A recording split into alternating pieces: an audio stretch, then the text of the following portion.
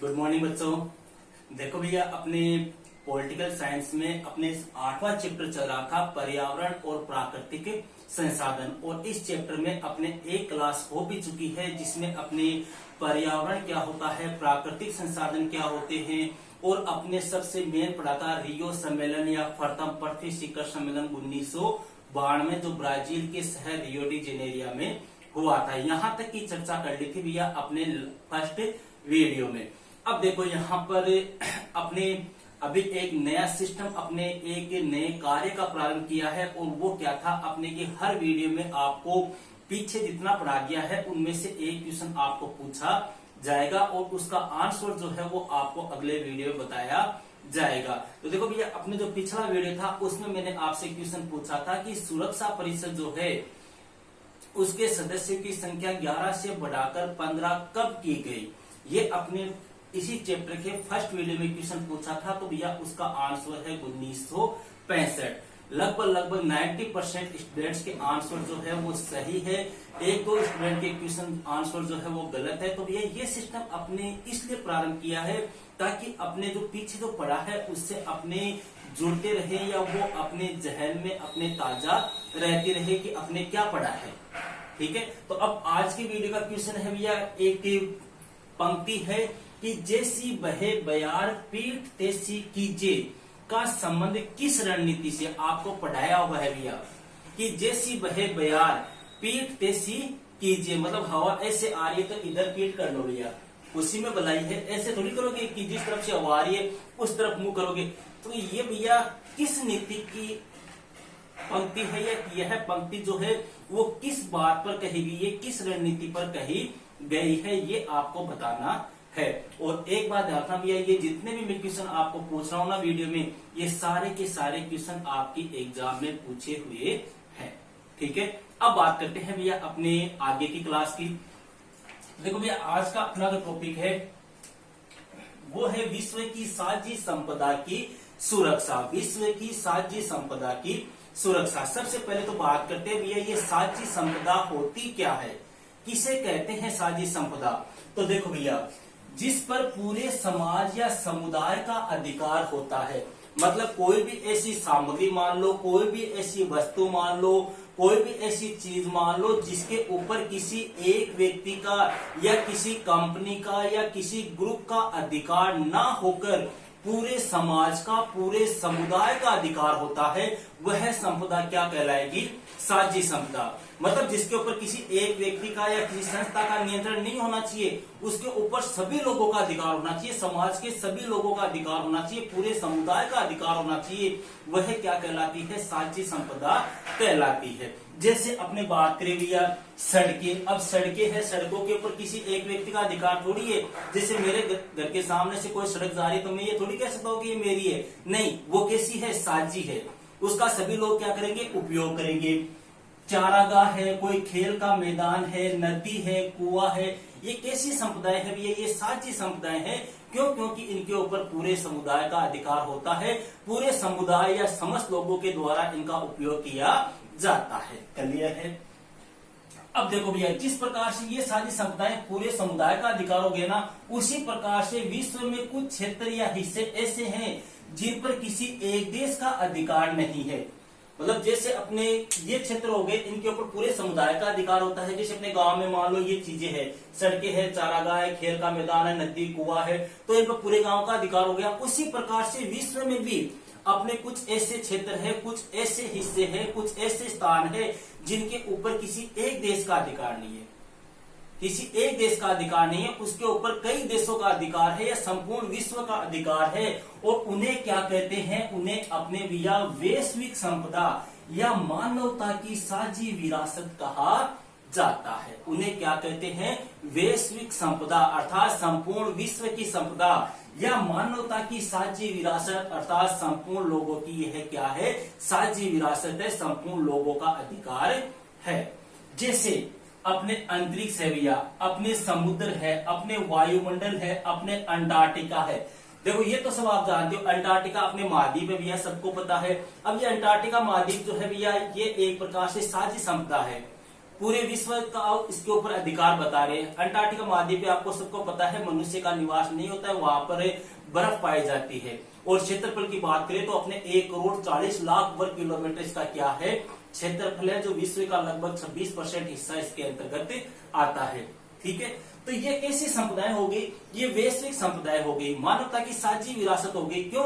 क्योंकि अब मैं ये थोड़ी कह सकता कोई देश ये थोड़ी कह दे कि ये अंतरिक्ष मेरा है, या ये वायुमंडल मेरा है, या ये समुद्र मेरा है, नहीं कह सकते। क्यों? क्योंकि उनके ऊपर किसी एक देश का अधिकार नहीं होता। तो जिनके ऊपर संपूर्ण विश्व का अधिकार होता है वो क्या कहलाएगी, वैश्विक संपदा। आगे बात करते हैं भैया। अब ये जो वैश्विक संपदा है या मानवता की जो साझी विरासत है, इनका प्रबंधन जो है भैया, ये कह रहे हैं कि जब ये संपदाएं संपूर्ण विश्व की है, संपूर्ण विश्व के लोगों का इनके ऊपर अधिकार है, तो इनका प्रबंधन जो है वो भी किसी एक देश के द्वारा न किया जाकर किनके द्वारा किया जाए, पूरे अंतर्राष्ट्रीय समुदाय के द्वारा, पूरे विश्व के लोगों के द्वारा किया जाए। ऐसी बात इसमें कही जा रही है कि जिस संपदा के ऊपर पूरे विश्व का अधिकार है, वो साझी विश्व विरासत है, तो उसका संरक्षण, उसका प्रबंधन, उसकी जिम्मेदारी भी जो है वो पूरे विश्व को उठानी चाहिए। आगे चर्चा करते भैया, वैश्विक संपदा की सुरक्षा के लिए संधियां। अब ये जितनी भी वैश्विक संपदाएं हैं, जैसे अंतरिक्ष है, वायुमंडल है, समुद्र है, अपने महासागर है, अपने मान लो अंटार्कटिका है, महाद्वीप है, अब ये वैश्विक संपदाएं हो गई। अब इन वैश्विक संपदाओं के लिए भैया कुछ संधियां भी हुई थी। वो संधियां कौन कौन सी है? पहली संधि आती है भैया अंटार्कटिका संधि। कब हुई थी? 1959 में। किसको लेकर हुई थी? अंटार्कटिका को लेकर हुई थी। अंटार्कटिका क्या है मैं आपको बता चुका हूं। इसके बाद में दूसरी है भैया मॉन्ट्रियल न्यायाचार। यह कब हुई थी? 1987 में। और तीसरी है अंटार्कटिका पर्यावरण न्यायाचार। यह कब हुई थी? 1991। मतलब कहने का मतलब है कि ये सभी संधियां जो है वो पर्यावरण संरक्षण से संबंधित है। बस आप संधियों की सन आपको याद रखनी है, बाकी कोई विशेष नहीं है। अब बात करते हैं भैया आगे। अब ये संपदाएं तो भैया साझी हो गई, वैश्विक संपदा हो गई, लेकिन यहाँ पर अब गड़बड़ हो रही है। यहाँ पर कुछ देश ऐसे कह रहे हैं कि हम तो इनका प्रबंधन नहीं करेंगे, या हम करेंगे तो आपके बराबर करेंगे। तो यहाँ पर अपना टॉपिक आ रहा है साझी परंतु अलग अलग जिम्मेदारियां। संपदा तो साझी है, लेकिन कुछ देश जिम्मेदारी से पीछे हट रहे हैं, कुछ देश आगे आ रहे हैं। देखो भैया, पर्यावरण को लेकर उत्तरी और दक्षिणी गोलार्ध के देशों के रवैये में क्या है? अंतर है। देखो भैया क्या अंतर है, थोड़ा सा इसको मैं आपको समझा देता हूं। अंतर कैसे? जैसे मान लो ये पृथ्वी हो गई, ये अपना ग्लोब हो गया, ठीक है। ये कौन सा हो गया? आपके उत्तरी गोलार्ध। ये कौन सा हो गया? आपके दक्षिणी गोलार्ध। देखो भैया, उत्तरी गोलार्ध के जो देश है वो कैसे देश है? विकसित देश है लगभग। और दक्षिणी गोलार्ध के जो देश है वो कैसे हैं? विकासशील देश है। क्लियर है? अब सीधी सी बात है, विकसित देश जो होंगे वो कैसे होंगे? अमीर होंगे, धनी होंगे, पैसे वाले होंगे। और जो विकासशील देश है वो कैसे होंगे? गरीब होंगे। ठीक है, जैसे आपके अमेरिका है, अपने ब्रिटेन है, फ्रांस है, चीन है, ये रूस है, ये देश कैसे हो गए भैया? विकसित देश हो गए। और दक्षिणी गोलार्ध के देश कैसे हैं? विकासशील देश है, गरीब देश है, निर्धन देश है। ये विकसित बनने के लिए क्या कर रहे हैं? प्रयास कर रहे हैं। तो अब यहाँ पर दिक्कत क्या आ रही है भैया? पर्यावरण को लेकर इन दोनों के मध्य, उत्तरी गोलार्ध और दक्षिणी गोलार्ध के जो देश है, इन दोनों देशों के मध्य क्या चल रहे हैं? आपस में मतभेद चल रहे हैं। मतभेद इसलिए चल रहे हैं क्योंकि भैया देखो, जो विकसित देश है उन्होंने औद्योगिकरण पहले कर लिया, तो पर्यावरण को नुकसान किसने ज्यादा पहुंचाया? जिसने पहले विकास किया उसी ने तो नुकसान पहुंचाया ना। लेकिन ये कह रहे हैं विकसित देश कि नहीं, जितना हम पर्यावरण संरक्षण की जिम्मेदारी उठाएंगे ना, उतनी आपको भी उठानी पड़ेगी। जबकि विकासशील देश ये कह रहे हैं कि भाई साहब हमने तो अभी कुछ किया ही नहीं है, औद्योगिकरण की प्रक्रिया हमने की नहीं है, आप जिस स्टेज पर पहुंच चुके हो उसके लिए अभी तो हम प्रयास कर रहे हैं, तो हम आपके बराबर खर्चा क्यों उठाए, हम आपके बराबर जिम्मेदारी क्यों उठाए? समझ रहे हो? कहने का मतलब यह, इन्होंने औद्योगिकरण कर लिया तो पर्यावरण को नुकसान किसने पहुंचाया? विकसित देशों ने। जबकि विकासशील देशों ने भी कुछ किया ही नहीं, तो विकासशील देश ये कह रहे हैं कि हम आपके बराबर खर्चा वहन नहीं करेंगे, जबकि विकसित देश कह रहे हैं कि नहीं, अपने को क्या करना पड़ेगा? बराबर करना पड़ेगा। समझ रहे हो? तो देखो भैया, यहाँ पर क्या है, उत्तरी और दक्षिणी गोलार्ध के देश है, उन देशों के रवैये में क्या है? अंतर है।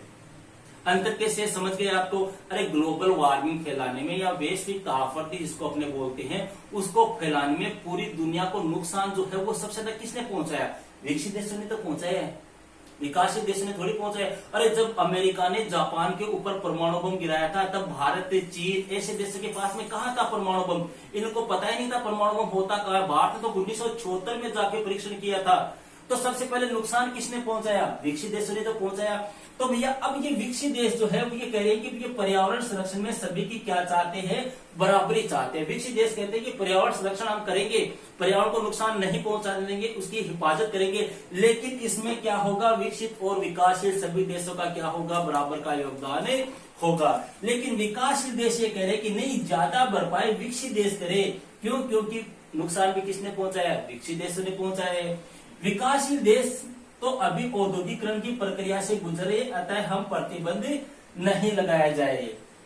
मतलब विकसित देश ये कह रहे हैं कि बराबर का योगदान होना चाहिए, बराबर का हिस्सा होना चाहिए। विकासशील देश कह रहे हैं कि नहीं, हम बराबर नहीं करेंगे, क्योंकि हम तो अभी औद्योगिकरण की प्रक्रिया से गुजरे, आपने औद्योगिकरण कर लिया, इसलिए हमारे ऊपर किसी प्रकार का कोई प्रतिबंध नहीं लगाया जाए। प्रतिबंध पर्यावरण संरक्षण से संबंधित उन्हीं देशों पर लगाया जाए जो कैसे है? विकसित है। आगे देखो भैया, अब देखो हम पर प्रतिबंध नहीं लगाया जाए। कौन कह रहे हैं? विकासशील देश कह रहे हैं कि हमारे ऊपर कोई प्रतिबंध नहीं लगाया जाए, हम तो अभी औद्योगिकरण की प्रक्रिया से गुजरे।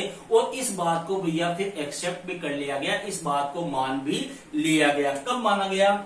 इस सुझाव या तर्क को रियो सम्मेलन में आपको लास्ट क्लास में बता चुका हूं भैया, पहली क्लास में। कब हुआ था? 1992 में मान लिया गया। और इसे ही भैया साझी परंतु अलग अलग जिम्मेदारियों का सिद्धांत कहा गया है। अर्थात ज्यादा जिम्मेदारी जो है वो कौन निभाएंगे? विकसित देश निभाएंगे। मतलब 1992 में जो रियो सम्मेलन हुआ था ना भैया, उस रियो सम्मेलन में भी यह बात स्वीकार कर ली गई कि पर्यावरण को ज्यादा नुकसान जो है वो विकसित देशों ने पहला पहुंचाया है, इसलिए ज्यादा जिम्मेदारी जो है वो भी किनकी होगी? विकसित देशों की ही होगी। आपको ये क्वेश्चन आपको ध्यान रखना है। अब आगे बात करते हैं भैया, अब आता है अपने UNFCCC 1992। पहला क्वेश्चन तो यही है भैया, इसका पूरा नाम क्या होता है? तो पूरा नाम ध्यान रखना, United Nations framework on climate change. United Nations framework on climate change. अब बात आती है गुरुजी ये है क्या? तो देखो भैया, जलवायु परिवर्तन से संबंधित संयुक्त राष्ट्र संघ के जो नियमाचार है उनसे संबंधित यह संधि है। जलवायु परिवर्तन से संबंधित यूएनओ के जो नियम बनाए गए हैं उन नियमों से संबंधित ये क्या है?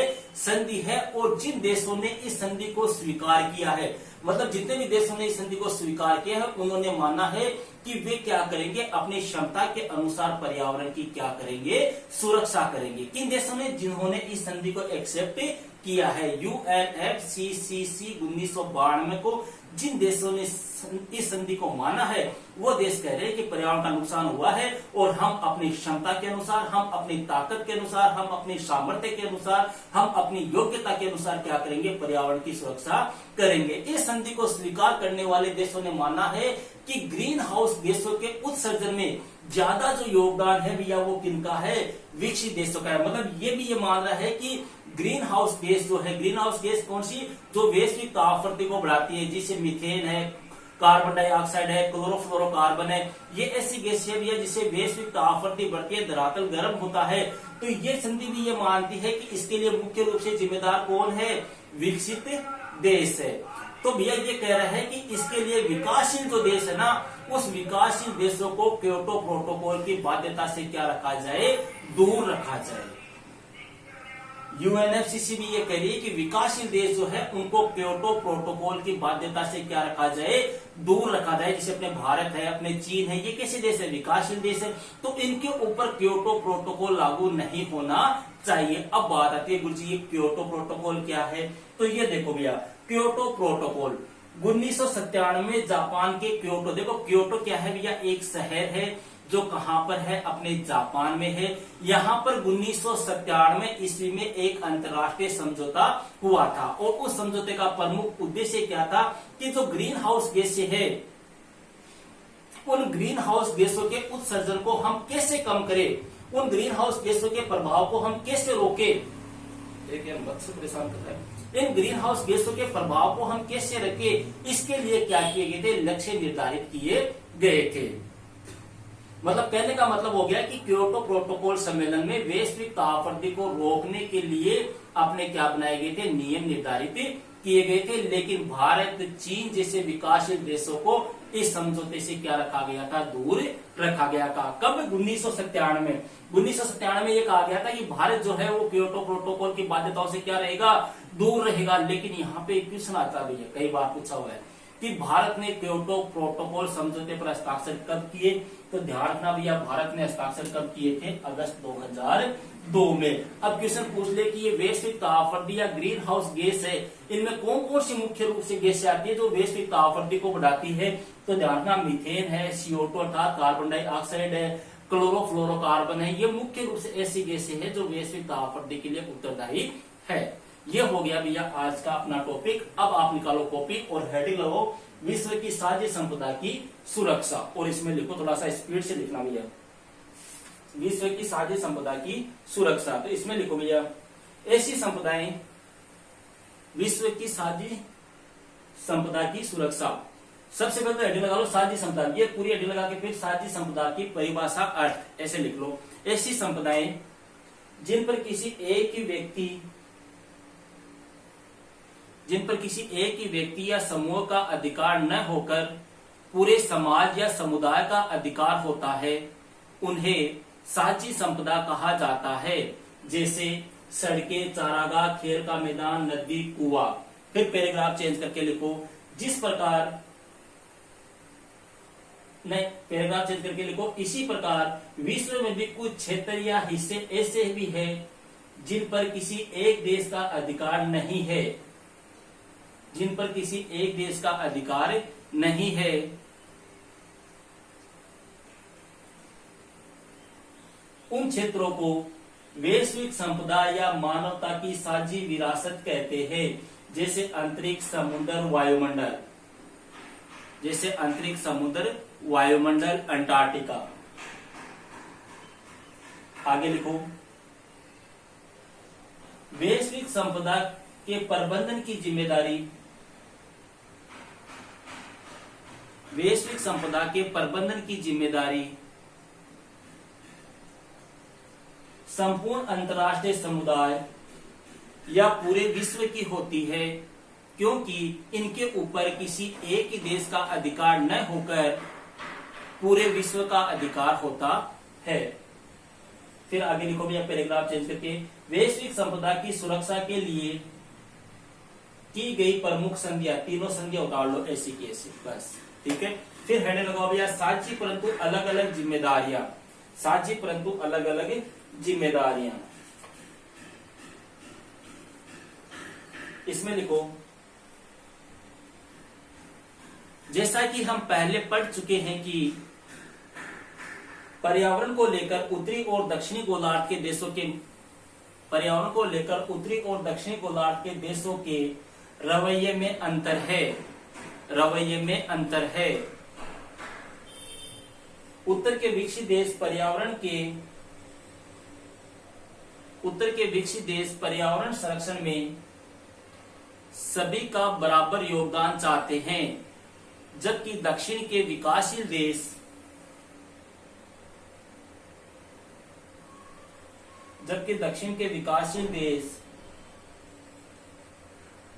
यह तर्क देते हैं कि विश्व में पारिस्थितिकी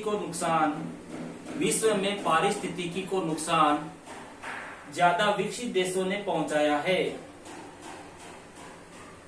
अतः भरपाई की जिम्मेदारी भी ज्यादा विकसित देशों की होनी चाहिए, ज्यादा विकसित देशों की होनी चाहिए, क्योंकि विकासशील देश तो अभी औद्योगिकरण की प्रक्रिया से गुजर रहे हैं, अतः इन पर प्रतिबंध नहीं लगाया जाना चाहिए। पैराग्राफ चेंज करके लिखो, विकासशील देशों के इस सुझाव या तर्क को रियो सम्मेलन 1992 में मान लिया गया और इसे ही साझी परंतु अलग अलग जिम्मेदारियों का सिद्धांत कहा गया। अर्थात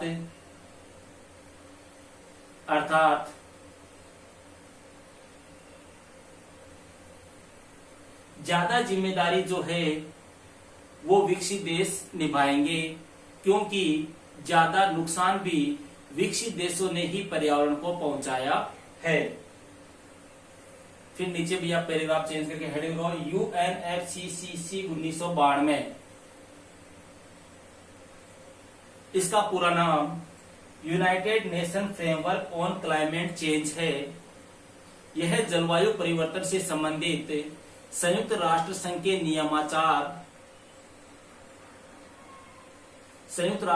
नियमाचार से संबंधित संधि है। जिसने इस संधि को स्वीकार किया उन्होंने माना है कि वे अपनी क्षमता या योग्यता के अनुसार पर्यावरण की सुरक्षा करेंगे। इस संधि को स्वीकार करने वाले देशों ने भी माना है कि ग्रीन हाउस गैसों के उत्सर्जन में ज्यादा योगदान विकसित देशों का है।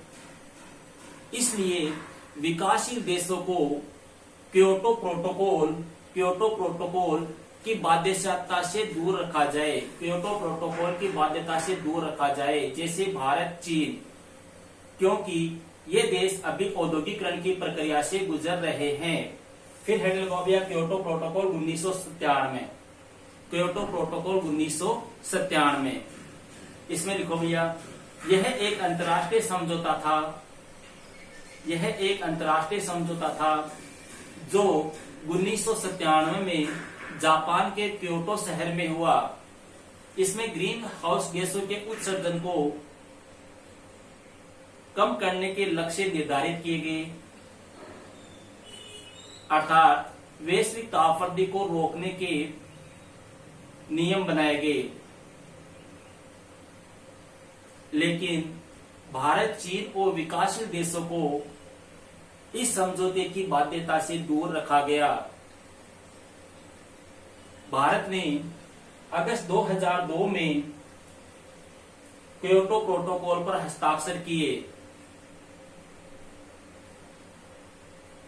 फिर नीचे एक नोट लगा के लिख लो भैया, नोट NOTE, ठीक है, नोट लगा के लिख लो। वैश्विक तापवृद्धि बढ़ाने में मुख्य रूप से मीथेन, CO2, क्लोरोफ्लोरोकार्बन गैस से उत्तरदायी है। ये हो गए भैया अपने आज की क्लास। नेक्स्ट वीडियो मिलते हैं अपने नेक्स्ट टॉपिक के साथ।